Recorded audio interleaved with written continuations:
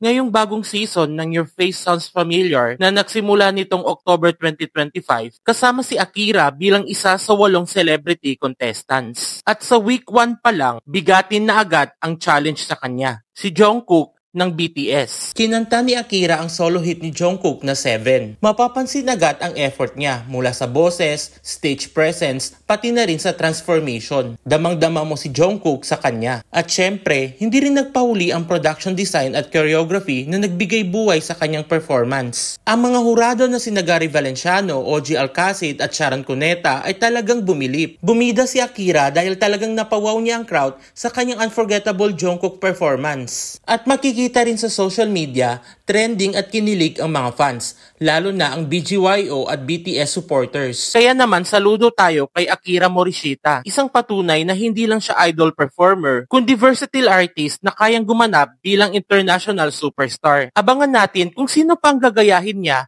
sa mga susunod na episodes.